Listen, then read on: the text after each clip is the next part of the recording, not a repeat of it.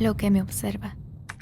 Post de la usuaria EmmaBlink23, recuperado del foro RHelp en Reddit el 22 de noviembre de 2016 y traducido al español.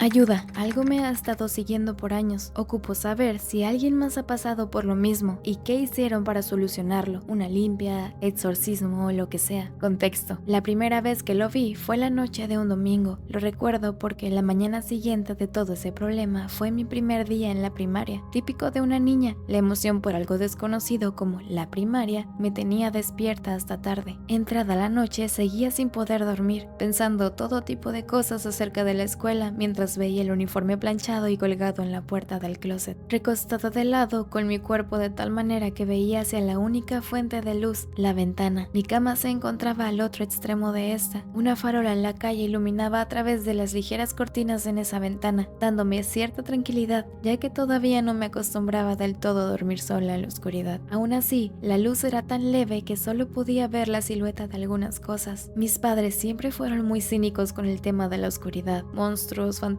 y todo ese tipo de cosas, dejándome esto muy claro desde pequeña al obligarme a dormir en mi cuarto, sola y sin quejas al respecto, por lo que ya me estaba acostumbrando a ello. Era raro cuando algo me asustaba en la noche, era mi cuarto después de todo. Ojalá hubiese seguido así. Pasando el tiempo y sin poder conciliar el sueño, hice un milésimo intento por quedarme dormida. Molesta, abrí los ojos solo para sentir cómo se me hundía el pecho del susto. En donde antes no había nada, ahora se encontraba una persona alta, justo enfrente de la ventana. Al estar a contraluz no podía ver ningún detalle, solo su silueta. Lo siguiente no sé cómo llamarlo, pero es el efecto de cuando tu vista se ajusta a la oscuridad y puedes notar solo algunos detalles dentro de la misma. Pues eso pasó. Alcancé a notar su mirada, ojos tan blancos que casi parecía que brillaban a pesar de la poca luz. Quedé en shock, lo que me obligó a verlo fijamente en los segundos en los que agarraba aire para después soltar un grito llamando a mi mamá, mientras me cubría con la sábana. Mi mamá entró poco después al cuarto, confundida diciendo que si sigo gritando voy a despertar a mi padre, a lo que respondí: alguien se metió a la casa. Noté cómo su rostro se llenó de miedo. Rápidamente me levantó de la cama, caminó a la puerta de la sala para ver que aún tenía seguro y se fue al otro cuarto a despertar a mi padre, prendiendo todas las luces que podía en el camino. Ya despierto, mi padre se asomaba en los pocos lugares de la casa donde alguien podría esconderse, mientras mi mamá le gritaba insistiendo en llamar a la policía, con el teléfono en una mano y conmigo en la otra. Pero mi padre, quizá por hacerse el duro o en un intento de tranquilizar a mi mamá, dijo que no era necesario armar un circo sin asegurarse primero. Todo pasó muy rápido. Al final no encontraron nada. Ya cuando mi mamá se tranquilizó, mi padre me preguntó qué pasó exactamente, a lo que respondí que vi a alguien parado enfrente de mi ventana. Me volteó los ojos molesto y hablando entre dientes se quejó con mi mamá, como si yo no escuchara. Toda esa situación solo me trajo un regaño de mi padre por asustar a mi mamá, un regaño de mi mamá por despertar a mi padre y un sermón acerca de no desvelarme, no ser imprudente con cómo digo las cosas y que tengo que ser una persona valiente. Todo eso previo al primer día de escuela me dejó muy grabada la imagen de esa cosa parada ahí, la reacción de mi mamá y lo incómoda que me sentí cuando me regañaron. El miedo por ver de nuevo a esa figura aparecer en la noche se mantuvo por un largo rato, y las veces que intentaba convencer a mis padres de que me dejaran dormir con ellos porque aún tenía miedo, me regañaban, por lo que no tenía otra opción más que aguantarme. Quizá todo estaba en mi cabeza, o eso habría pensado si no hubiese sucedido en más de una ocasión. Cada que lograba olvidarme del tema, la sensación de alguien observando volvía a despertarme para repetir la misma pesadilla. La silueta de una persona allá enfrente de mi ventana, con una mirada que apenas se distinguía del resto de la oscuridad. La segunda vez el impacto fue el mismo, pero recordando el regaño de la vez anterior, aguanté las ganas de gritar y solo me cubrí con la sábana. Ahora podía escuchar su respiración al fondo del cuarto. Cada que empezaba a tener un ciclo de sueño regular, este se mantenía 1 o 2 o 3 semanas, hasta que esa cosa volvía a aparecer, como un molesto recordatorio, por lo que el tiempo entre cada visita era relativamente largo. Conforme seguía pasando, llegué a cuestionarme mi percepción de las cosas. Créanme que no es divertido sentir momentos de disociación con la realidad a una edad tan corta. Cuando aparecía, solo se me quedaba viendo mientras respiraba de forma agitada e irregular, sin hacer nada, por lo que gradualmente el miedo se convirtió en su mayoría en molestia. Todavía me asustaba al despertar y verlo, pero era más fuerte la frustración de no poder hacer nada al respecto, que me despertara todas las noches y que no me dejara en paz. ¿Por qué a mí? ¿Por qué no se iba a molestar al vecino? Lo veía, me cubría con la sábana y lloraba en voz baja de la impotencia.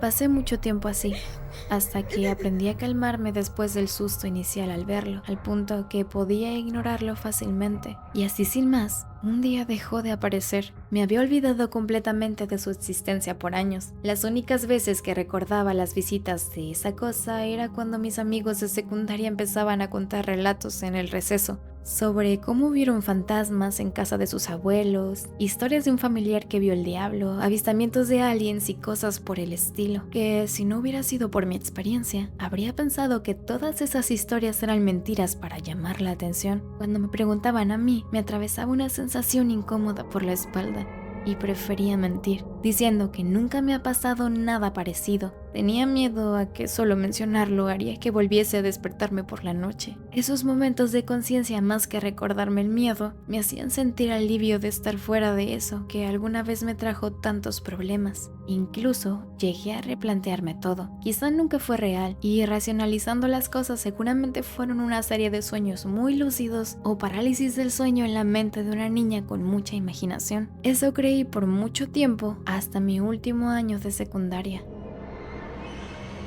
Era temporada de frío y tenía la costumbre de dormir con la cara casi pegada a la pared, ya que podía cubrirme por completo en el calor de las cobijas y respirar el aire fresco de la ranura que se hacía entre mi cama y la pared, mirando hacia el suelo debajo de mi cama. Una de esas noches, la misma maldita sensación de que alguien me observaba me despertó. Todos los recuerdos pasaron de golpe por mi mente. Por la posición en la que me encontraba, lo primero que hice fue mirar hacia abajo y ahí estaba. Eso, tirado en el suelo, empujándose contra la pared para poder verme a través de ese pequeño espacio. Cuando notó que yo también lo veía, su mirada se movió rápidamente encontrándose con la mía. El miedo volvió y me golpeó como nunca. Sentí cómo me quedaba sin aire mientras de la presión escuchaba palpitar mis oídos. Notaba que su mirada se movía de un lado a otro, inspeccionando lo poco que alcanzaba a ver de mí a través de esa ranura tan delgada. Cuando volví a tener control sobre mi cuerpo, volteé a la ventana para ver que no estaba ahí. Seguía debajo de mi cama, debajo de mí. Uno de los detalles que más recuerdo fue escuchar cómo su piel tallaba con el suelo, rechinando ligeramente mientras batallaba para respirar. Parecía que quería empujarse a través del espacio por el que lo vi, ya que escuchaba quejidos leves seguido de respiraciones agitadas. Esa cosa, lo único que quería era mirarme, y no sabía qué hacer. Todo lo que suprimí como solo pesadillas, ahora confirmadas como realidad, me trajeron una tormenta de sentimientos que no podía procesar. Esta vez lo sentía, golpeando la base de mi cama mientras se retorcía en el suelo. Me quedé lo más quieta posible. El pánico no me dejaba cerrar los ojos, hasta que dejó de moverse. El silencio invadió el cuarto y no tuve el valor de dejar de mirar al techo para asomarme a ver si seguía ahí. Sentía que si me paraba de la cama iba a agarrarme del pie, por lo que salir del cuarto era un riesgo que no quería tomar. Eso nunca me hace nada, nunca me ha hecho nada, solo mira. Eso dije en un intento por calmarme. No fue hasta que sentí sus dedos tocar el lado de mi cara que algo invadió mi cuerpo. Me levanté de la cama para abrir la puerta y salí lo más rápido posible hacia la cocina, dejando la puerta abierta. Prendí la luz y con miedo a que saliera caminando del cuarto me quedé despierta observando desde la cocina a la orilla de la puerta, esperando al amanecer. Ya con las 7 de la mañana y con luz del sol, volví al cuarto y me asomé debajo de la cama. No había nada.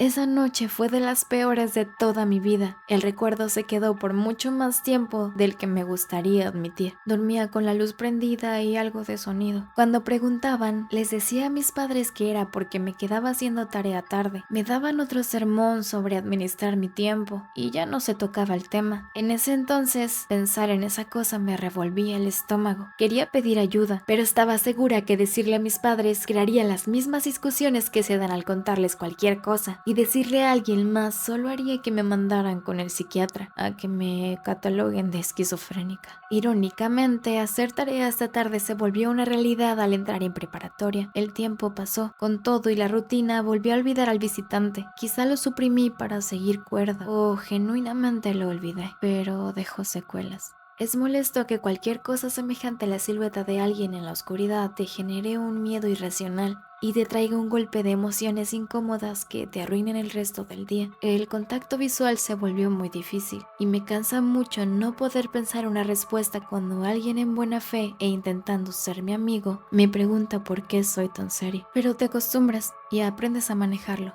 El insomnio ya era algo normal, quizá por la luz, el estrés de tener buenas notas, el exceso de cafeína o las tres juntas. ¿Quién sabe? Todo estaba tranquilo hasta hace una semana. Volví a despertar en medio de la noche. Eso estaba parado afuera del cuarto.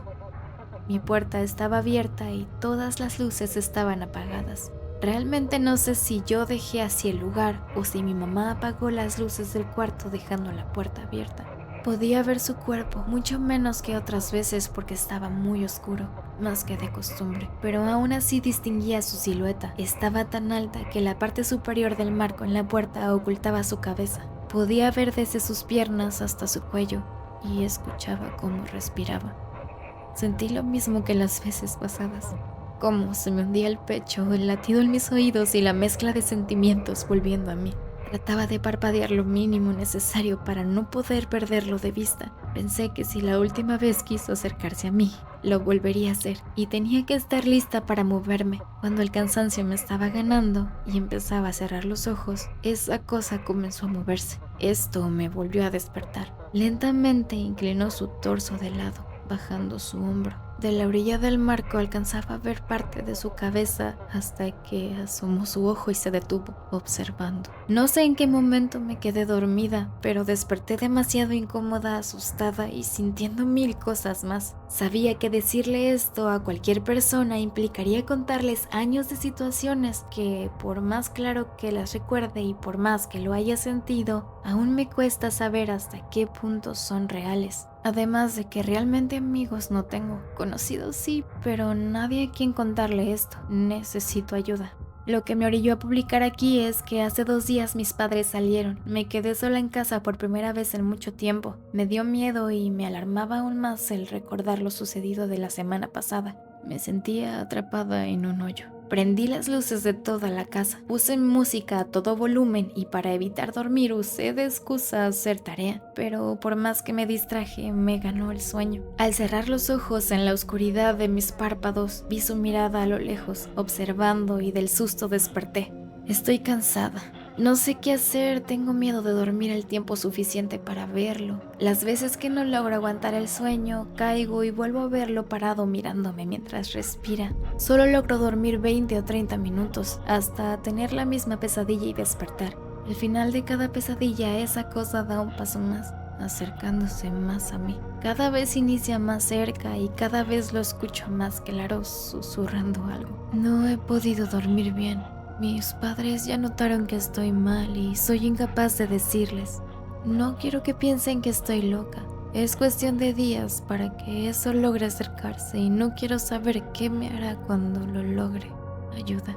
Fin de la publicación. Las respuestas, al igual que el historial de la cuenta, no fueron registradas por Wayback Machine. Se desconoce lo sucedido con este usuario.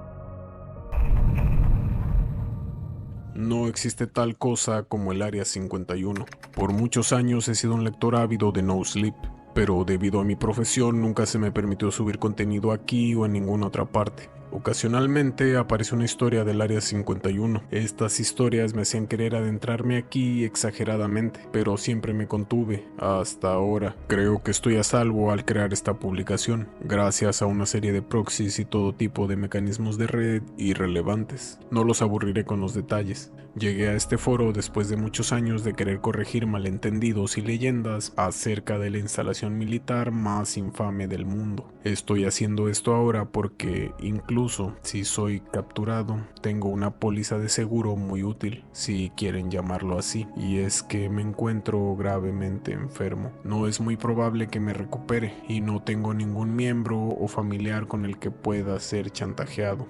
No hay nada que nadie pueda hacerme.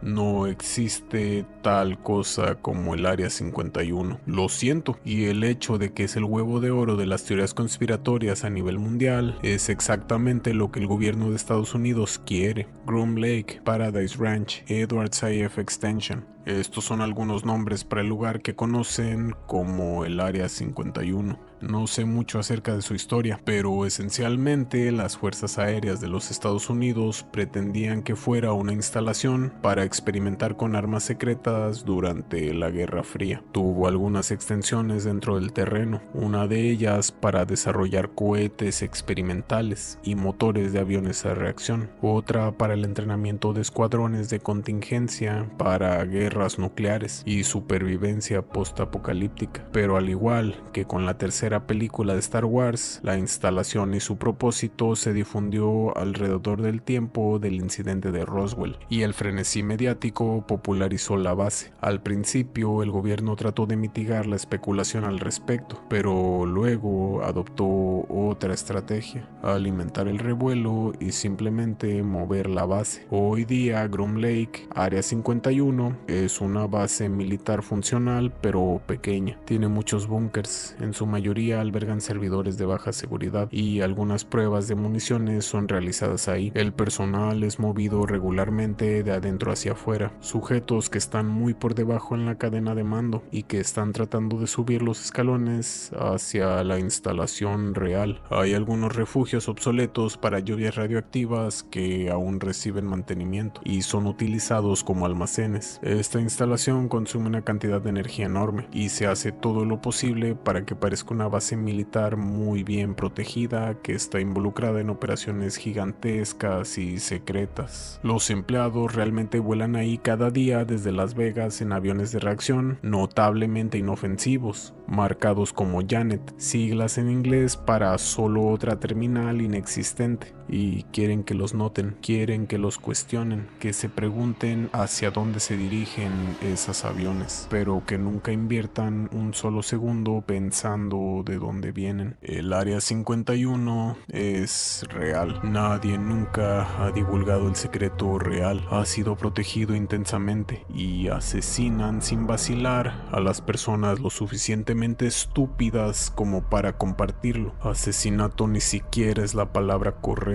Eliminan a esas personas de la existencia, a veces a familias enteras. Es por eso que si eres un empleado ahí, solo ves a sus doctores para que ellos conozcan tu estado de salud antes de que tú lo sepas. Quieren que mueras súbitamente de un ataque cardíaco, para que ni siquiera tengas un momento para pensar acerca de cómo podrías hacer un servicio público y airear sus trapos sucios. Y a veces ellos inducen esos ataques cardíacos cuando determinan que eres una AME o una amenaza motivada por enfermedad, pero yo no necesité ir a ver un doctor para saber que estoy sufriendo del mismo tumor maligno que mató a mi padre, glioblastoma multiforme. Cada 3 meses recibimos una evaluación médica y cada 6 meses recibimos una tomografía. Yo simplemente no reporté mis mortales síntomas durante esta última evaluación y probablemente ya estaré muerto antes de la siguiente tomografía. Realmente quiero hacer esto, quizá solo para ser el primero, supongo. La única otra cosa que he hecho con mi vida es arreglar computadoras. La base militar secreta real es el aeropuerto internacional de McCarran en Las Vegas. La historia del aeropuerto siempre había estado involucrada con la milicia. Antes y durante la Segunda Guerra Mundial, la Fuerza Aérea y el Cuerpo de Ingenieros de las Fuerzas Armadas estaban construyendo, almacenando, entrenando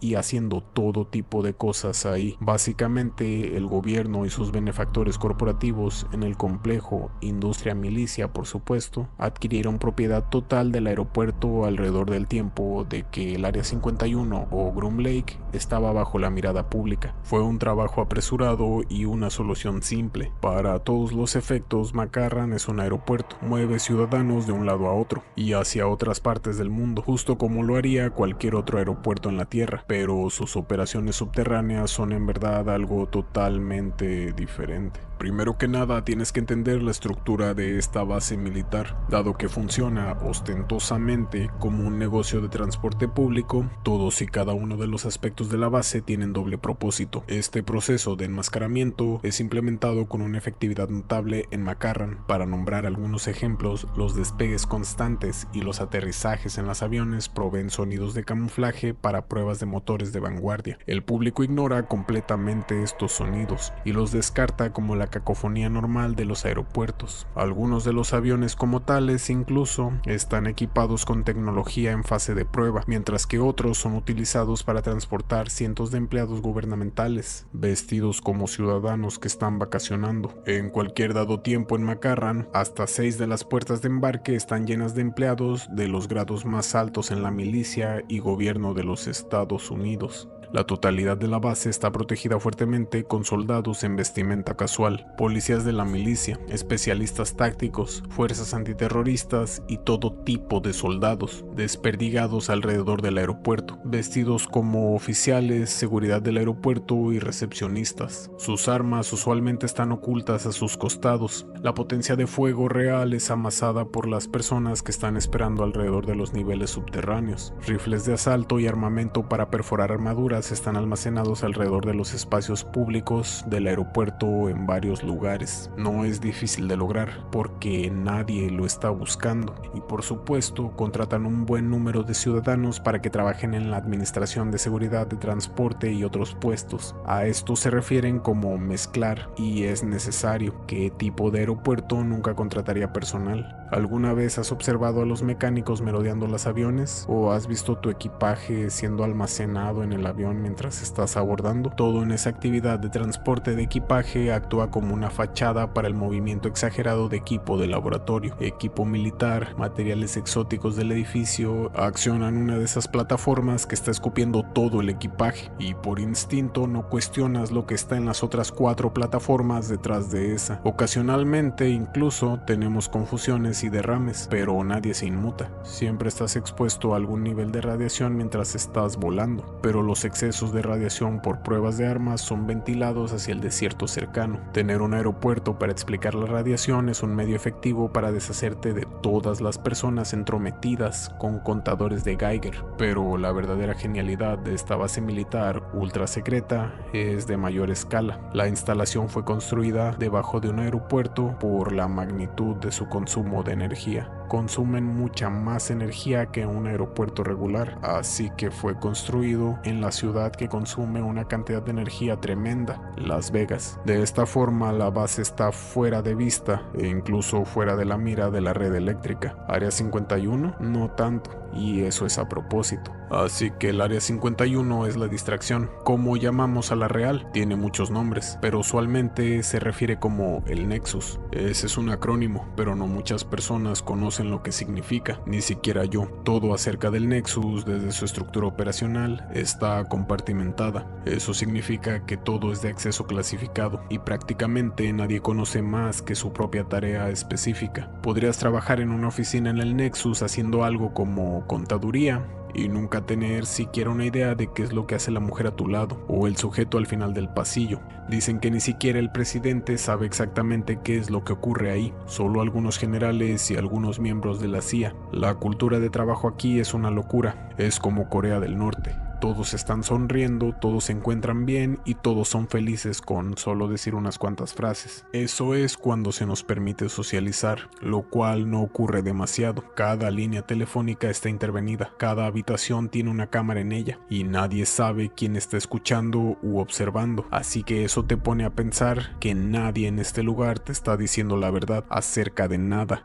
ni siquiera el sujeto con el que comparto la oficina. Me pregunto si cualquiera de nosotros sabe realmente por qué estamos aquí. Personas con las cuales he trabajado por mucho tiempo súbitamente han sido reasignados o han tenido una emergencia médica y nunca los volví a ver. Y nadie recordará a esa persona sin importar cuánto se los preguntes. Fui contratado para realizar labores de programación para la Marina cuando acababa de salir de la universidad. Enviado a Groom Lake para ejecutar pruebas de servidor. Les gustaron mis habilidades de informática, así que después de una serie de exámenes psicológicos muy extraños, montañas de contratos para la protección de información confidencial y búsqueda de antecedentes, se me ofreció el trabajo en una instalación cerca de Las Vegas. Por cierto, estas fueron algunas estipulaciones de este trabajo. Era un salario de $1,500,000 después de impuestos, más una subvención de $220,000 al año, y la residencia, automóvil y seguro médico estaban cubiertos, pero los colapsos psicológicos, ataques de ansiedad, condiciones médicas graves y problemas familiares anulan este contrato.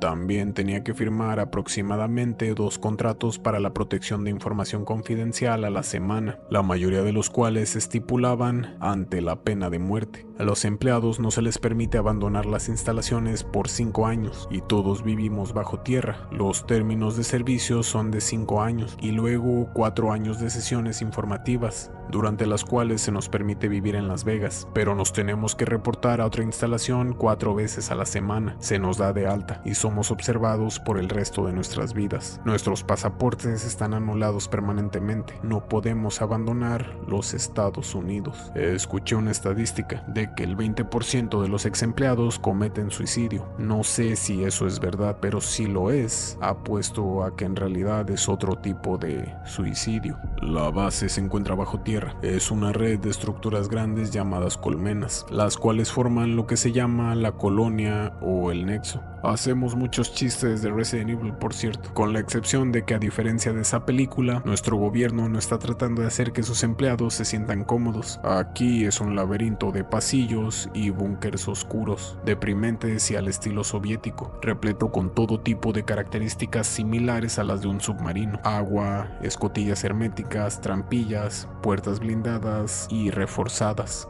La única excepción son los edificios de oficinas en donde los humedececillas como yo trabajamos. Se ven justamente como la oficina en la que tú trabajas, excepto por los hombres con armas que están de guardia las 24 horas del día, los 7 días a la semana y en todos lados, viendo por encima de tu hombro, y el brillo hermoso y casi surrealista de los laboratorios de vanguardia que están por todos lados en los niveles inferiores de cada edificio. Nunca he entrado en alguno, pero he pasado a un lado de ellos unas cuantas veces. Hasta donde sé, existen 4 colmenas, aunque no me sorprendería si hubiera más. Yo trabajo en la colmena 1. Administro alguno de los servidores junto a otros cuantos sujetos en uno de los pisos. Existen 16 pisos en nuestra colmena, pero monitoreamos y mantenemos todos los servidores de la colmena 1, así que nos movemos un poco. He podido echarle un vistazo a la información que recibimos, y por lo que puedo ver somos la colmena más aburrida. He recopilado la siguiente lista basada en las cosas que he interceptado en nuestra red y también de rumores que he escuchado de mis colegas. El Nexus tiene múltiples redes y todas están descentralizadas, pero existen algunas formas en las que se comunican, y esto es por medio de esas líneas de comunicación de las que yo estoy al tanto. Esto es lo que sé. Colmena 1. Finanzas, contaduría, operaciones y organización de divisiones, entrenamiento y residencia para los escuadrones, y algunas pruebas de armas de menor escala. Colmena 2. Ingeniería química, algo de investigación en nanotecnología y fitness psicológico avanzado, sea lo que sea que eso signifique, para fuerzas élites de la milicia. Probablemente asuntos de operaciones encubiertas y de cómo sobrevivir 30 años en confinamiento solitario en una prisión de Siberia. También tengo razón para creer que esta colmena es en donde viven las figuras importantes.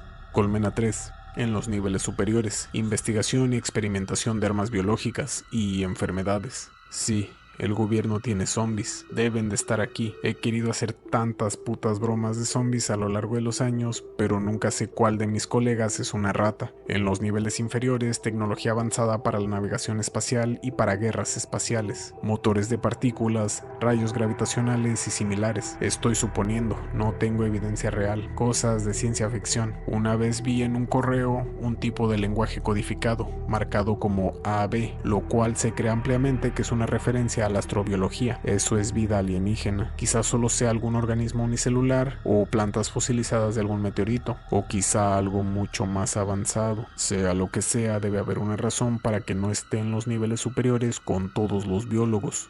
Colmena 4.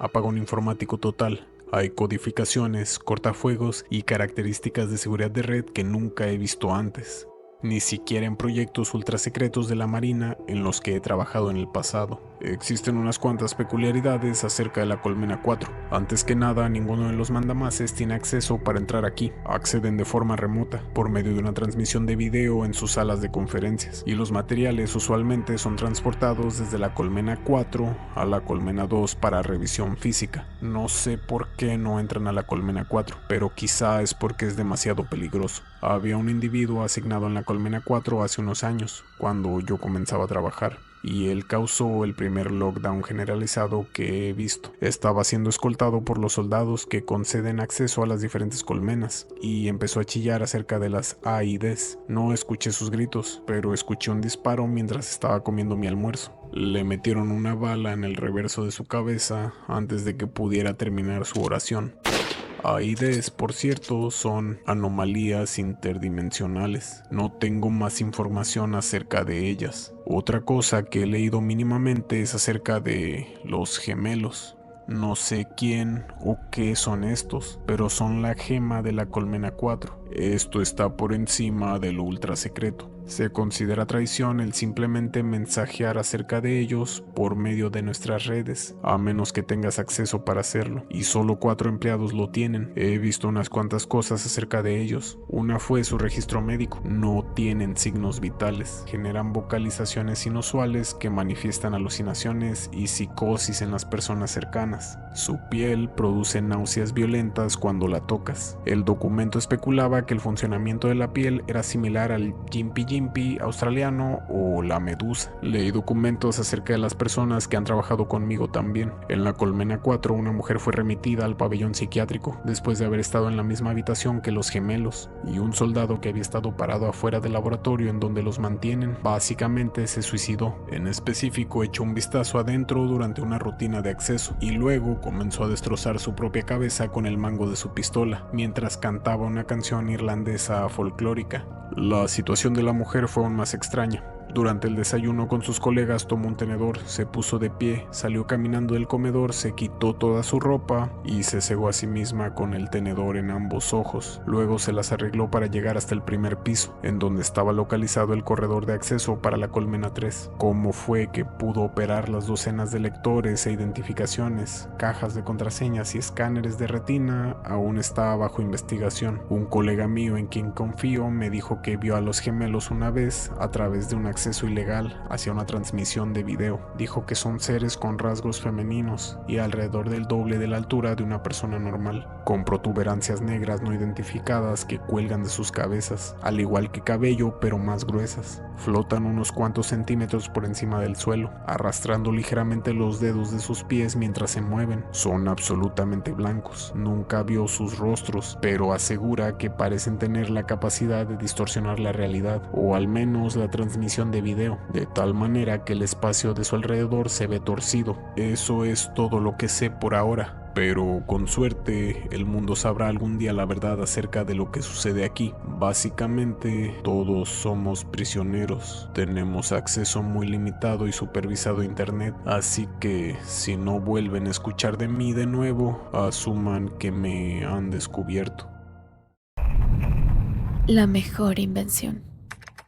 2045, mayo 28, 11:40 p.m. Mucho revuelo ha causado la próxima rueda de prensa del Dr. Egon Salomón. Sería poco decir que todas las miradas de la comunidad científica y el resto del planeta están pendientes de las noticias que presentará en un par de días. Y es que no es para menos. El Dr. Salomón es un prodigio en la ingeniería cibernética y en robótica. A lo largo de su carrera ha revolucionado la investigación y ha sentado las bases para una nueva y revolucionaria tecnología. Lamentablemente, sus magníficos inventos los tiene reservados para uso personal, cosa que le ha ganado una buena cantidad de detractores. Él no deja que la humanidad se beneficie con tantas ideas innovadoras. Es algo muy delicado, pero nadie ha podido convencerlo. Él se ha defendido de la presión mundial argumentando que los inventos no están del todo completos y que no pondré en riesgo ninguna vida humana. Como sea, este prominente científico me tiene a mí, su penúltimo robot, como su biógrafo personal.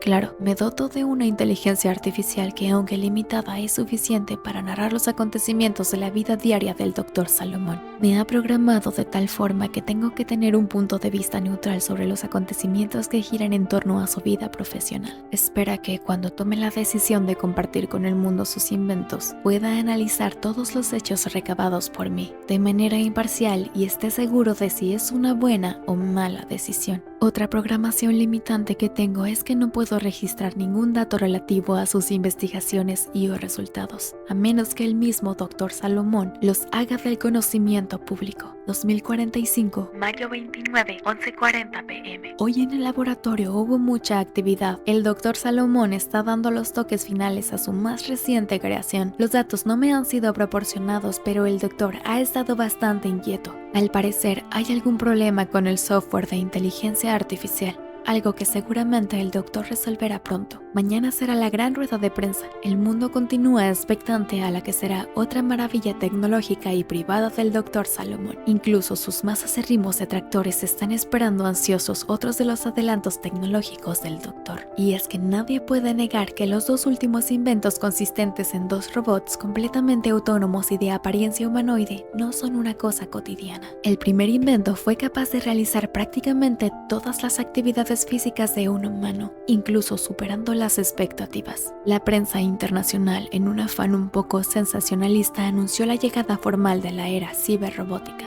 El segundo invento fue presentado con menos habilidades físico-atléticas, pero más intelectuales. El Dr. Salomón dejó a medio mundo estupefacto cuando su creación demostró que podía copiar cualquier obra de arte que el humano hubiera hecho. Llegó incluso a proponer mejorías en las técnicas y en la estética de las pinturas de Leonardo da Vinci. El Dr. Salomón se deslindó de las opiniones de su invento, demostrando que su programación estaba libre de cualquier manipulación que indujera a su robot a decir tal o cual cosa. Hoy los medios masivos de comunicación están más que listos para el gran evento. Yo, por lo tanto, extenderé el reporte correspondiente a los sucesos al finalizar el día. Hoy mismo el Dr. Salomón se sienta en su silla reclinable, con su taza humeante de café, y se dispone a ver en la televisión alguna película clásica de terror, como premio de una ardua jornada laboral. 2045, mayo 30, 11:40 p.m. Los acontecimientos de hoy han dejado satisfechos a la mayoría, incluso a los detractores del Dr. Salomón. En la rueda de prensa, él ha dicho que por fin cedió a la presión internacional y que el más reciente invento será destinado para la investigación científica, específicamente de una zona que no ha sido posible explorar debido a las limitaciones tecnológicas y a lo, hasta ahora, inaccesible. Debido a las condiciones físicas de esa zona, me refiero desde luego a los abismos del lecho marino. El Dr. Salomón ha mostrado un robot de 3.5 metros de altura, diseñado para poder desplazarse a las máximas profundidades del mar. Le ha llamado Poseidón. El doctor comentó que empleó una aleación especial de titanio reforzado, Kevlar, y empleando una nueva técnica de compresión de carbón a un nivel de nanoestructuras moleculares, pudo añadir nanodiamante, lo cual hace a Poseidón virtualmente impenetrable. El peso del robot es de 3 toneladas y está equipado en su interior con una cámara de alta definición con filtros para ver en la oscuridad, potentes luces de halógeno y micrófonos para percibir los sonidos y recibir instrucciones. Según el Dr. Salomón, la aleación del robot funciona perfectamente como una antena, por lo que transmitirá en directo todo lo que vaya detectando, ya que no cuenta con la unidad de almacenamiento accesible. Esto es debido a que el cuerpo del robot está completamente sellado para contener, primero que nada, las inmensas presiones de agua a las que estará sometido, y en segundo lugar, la radiación de la batería de reacción nuclear, que le dará una vida de hasta 400 años. Aunque en menor grado, el nuevo robot tiene características humanoides, un par de brazos hechos del mismo material que el torso del robot, terminando en un par de pinzas a modo de garras de gran precisión, 2 poderosas columnas que son las piernas del robot, las cuales tienen integrados 2 propulsores para poder desplazarse bajo el agua con gran velocidad. Aunque el Dr. Salomón reconoció que cedió ante la presión mundial, también dijo que tomó sus precauciones, El robot solamente puede obedecer sus órdenes y no se le puede dar una contraorden, por lo que las instrucciones deberán ser precisas. La demostración de Poseidón fue un éxito. El Dr. Salomón una vez más superó las expectativas al mostrar a un robot mucho más ágil y fuerte de lo que parece por su aspecto. El robot puede caminar e incluso correr a una velocidad máxima de 100 km por hora, utilizando bandas continuas de desplazamiento ubicadas en las articulaciones que vendrían siendo las rodillas, y puede levantar varias toneladas de peso y atravesar muros sólidos. Al ejecutar una orden no hubo ninguna falla, pero las instrucciones deben ser precisas. De lo contrario, la orden seguirá ejecutándose hasta el final de la vida útil del robot. Por ende, toda orden debe considerar un inicio y un tiempo final de ejecución. El Dr. Salomón es el único que puede dar las órdenes y ha demostrado ser muy preciso en ello. Asimismo, explicó que el robot cuenta con un sistema de defensa, el cual es capaz de generar un escudo de energía en caso de estar ante una erupción volcánica marina. Prácticamente, el Dr. Salomón cubrió todas las eventualidades que podrían presentarse.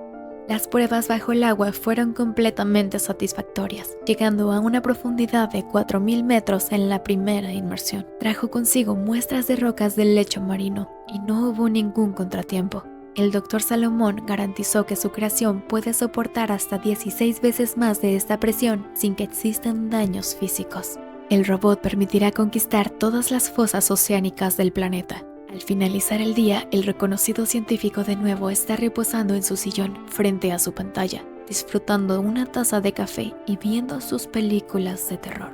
Una bien merecida recompensa luego de un día sumamente agotador.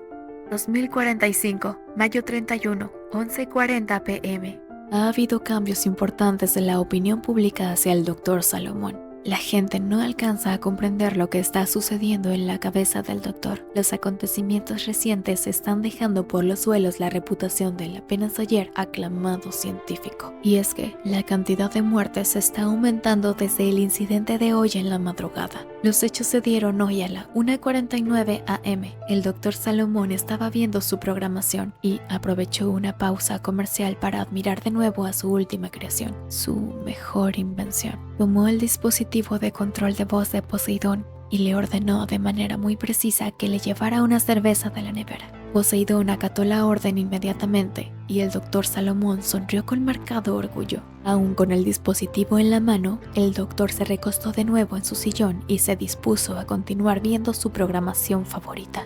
Al poco tiempo el sueño lo venció y comenzó a hablar entre sueños. Al parecer, las películas de terror le provocaron pesadillas al científico, ya que comenzó a manotear con el control de Poseidón en la mano.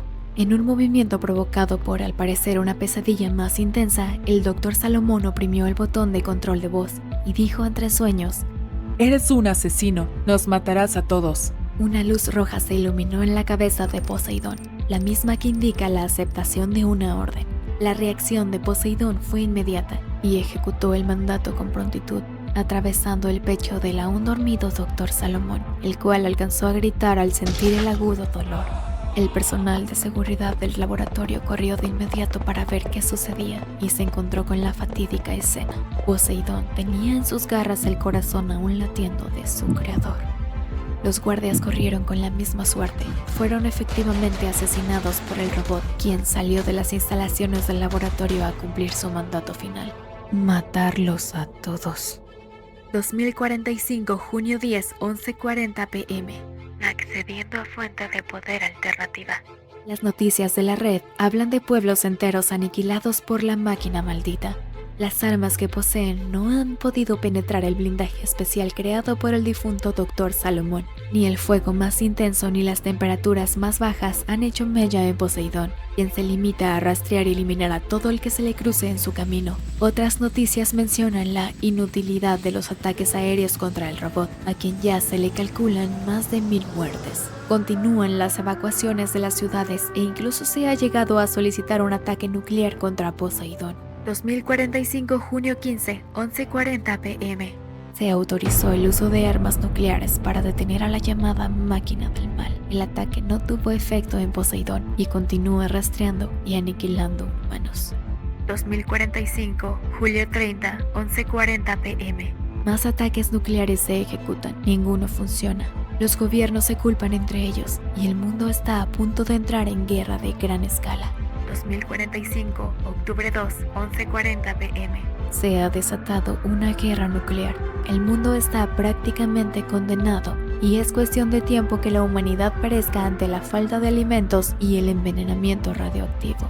2051, diciembre 5, 11:40 p.m. Recibo noticias de una emisora de radio, al parecer improvisada para buscar sobrevivientes. La internet ya no existe y quedan pocos humanos, los cuales siguen siendo rastreados y eliminados por Poseidón. El locutor de radio cuenta historias de miles de humanos refugiados en islas y que fueron encontrados por Poseidón. No quedaron sobrevivientes.